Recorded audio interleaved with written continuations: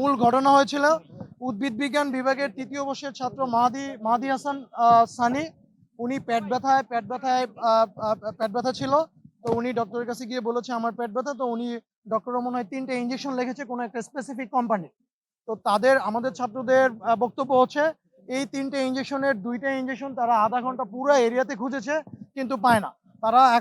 তারা বলতেছে যে স্পেসিফিক কোনো একটা কোম্পানির ওষুধ লিখে দেওয়ার কারণে ওরা সেটা পাচ্ছে না। তো ওরা সেখানে আবার বললো যে তাহলে কাইন্ডলি এই ওষুধ 2টা রিপ্লেস করার জন্য। এটা হলো আমাদের ছাত্রদের বক্তব্য। এটা বলার পরে ওরা নাকি আমাদের ছাত্রদের উপর কি হয়েছে, চড়াও হয়েছে। ঠিক আছে, তা আমি এসে শুনলাম, তার মধ্যে আমি দেখলাম আমাদের ছেলেদের হাতে ওদের একটা রুলার ছিল, যেটা ওই যে ইউজুয়ালি প্রেসক্রিপশনের উপরে থাকে। এই রুলারটা নিয়ে নাকি ওরা আক্রমণ করতে আসছে। এটা হলো আমাদের ছেলেদের বক্তব্য। তো এটা ওরা নিয়ে আসছে, প্লাস হচ্ছে কয়েকজন ইনজুর্ড ছিল, আপনারা নিজেরাও দেখেছেন। ঠিক আছে, এখনো মনে হয় আনট্রিটেড অবস্থায় আছে। তো তারপরে এই বক্তব্যটা ভেরিফাই করার জন্য আমি ভিতরে গেলাম, তখন এই ইমার্জেন্সি গেট বন্ধ ছিল। ইমার্জেন্সি গেটটা তখন বন্ধ ছিল।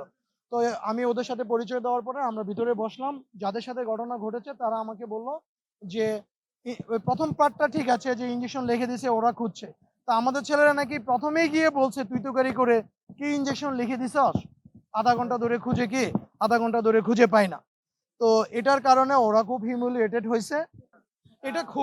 এটা খুবই দুঃখজনক। এখন দায়ভার খেয়ে নেবে এটা আসলে বলা মুশকিল। কিন্তু এটা আমাদের ছেলেরা যেহেতু চলে গেছে, আর আমাদের ছেলেরা কিন্তু এই রুটটা ব্লক করে নেয়।